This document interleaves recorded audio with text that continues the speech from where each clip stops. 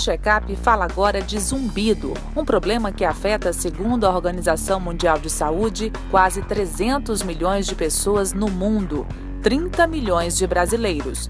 Conhecido também pelo nome em inglês tinnitus, o zumbido é um som percebido nos ouvidos ou na cabeça, mesmo sem som no ambiente. Não é uma doença em si, na verdade, é um sintoma de uma condição de saúde que afeta algum ponto da via auditiva. Algumas vezes vem acompanhado de perda da audição, tontura e intolerância a sons altos. Zumbido é um barulho personalizado, que as pessoas podem escutar ou no ouvido, ou nos dois, ou no centro da cabeça, mas só eles escutam, o resto das pessoas não. Então, é um som que não existe correspondente no meio ambiente. Por isso que a gente fala que é o som personalizado. Pode ser parecido com apito, com chiado, com cigarra. É muito mais comum de ser percebido nos ambientes mais silenciosos, como aquele do quarto antes da hora de dormir. É um sintoma de várias doenças diferentes e a maneira mais fácil de entender é comparar isso com uma dor de cabeça. Pode ser desde causas simples até causas mais complexas. E como tem várias doenças, algumas são ótimas de tratar e algumas outras são difíceis. Então, normalmente, para a gente, o zumbido funciona como sinal de alerta de que alguma coisa está acontecendo, ou seja, que esse ouvido provavelmente foi agredido por algum fator externo do ambiente, algum fator interno do próprio organismo, e ele não respondeu bem. Então, o zumbido vem como consequência dessa agressão. Uma outra causa bem frequente de zumbido atualmente é o uso incorreto e em excesso dos fones de ouvido, principalmente por crianças e adolescentes. E para quem não sabe, a alimentação também influencia. Existem causas do próprio ouvido e de fora, dos vizinhos do ouvido. Então, do ouvido, poluição sonora é uma coisa extremamente comum, tanto em crianças como adolescentes, em qualquer idade, na verdade, tanto por motivos de trabalho com ruído, como motivos de lazer.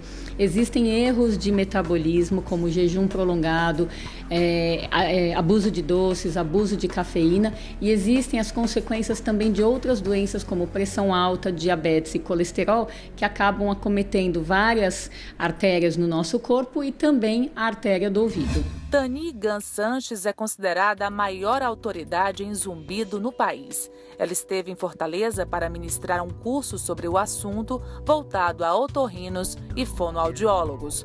O curso intensivo é realizado 3 vezes por ano em São Paulo e pela primeira vez acontece em outra cidade. Além da palestra com a doutora Tani, outros profissionais também ministraram aulas.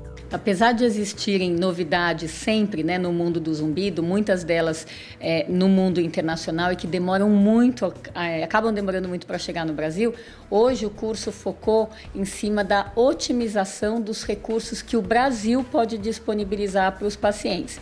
Então, médicos otorrinos e fonoaudiólogos ficaram mais informados sobre como pegar determinados recursos disponíveis para todos os níveis de pacientes aqui no Brasil e usar da melhor maneira de modo a aumentar os resultados de satisfação no zumbido.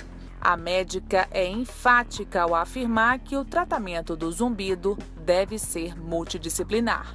O melhor tratamento do zumbido é aquele que é personalizado para as causas de zumbido que cada pessoa apresenta, e portanto isso é muito diferente. Por exemplo, se eu tiver um zumbido por um problema metabólico, quanto antes eu consertar os erros alimentares dele, maior a chance dele ficar sem zumbido ou então de melhorar bastante.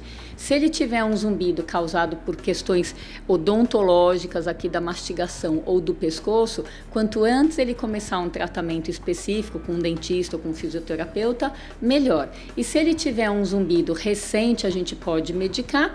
E se for algo agregado, alguma perda de audição, o uso de tecnologias de aparelhos de audição pode ajudar também bastante o zumbido. A ideia para o paciente com zumbido é procurar o seu otorrinolaringologista de confiança, de preferência o quanto antes, passar por uma entrevista personalizada, passar por exame físico de avaliação e passar por um exame de audição, de preferência também com a medida do zumbido. Depois disso, o otorrino vai ter condição de fazer esse diagnóstico e decidir se é ele mesmo que vai tratar ou se ele vai encaminhar para alguém dessa equipe. O zumbido ele é tratado de forma multidisciplinar, então você vai precisar do otorrino, muitas vezes dependendo da causa do fisioterapeuta, muitas vezes do dentista, que você pode ter problemas de ATM causando o zumbido, né? Então deve ser abordado inicialmente pelo otorrino que vai dar o direcionamento, mas na hora do tratamento muitas vezes precisa até do psicólogo, de profissionais de outra área. O zumbido é um problema não só crescente em termos de prevalência, mas também que implica um impacto muito grande na qualidade de vida dos pacientes.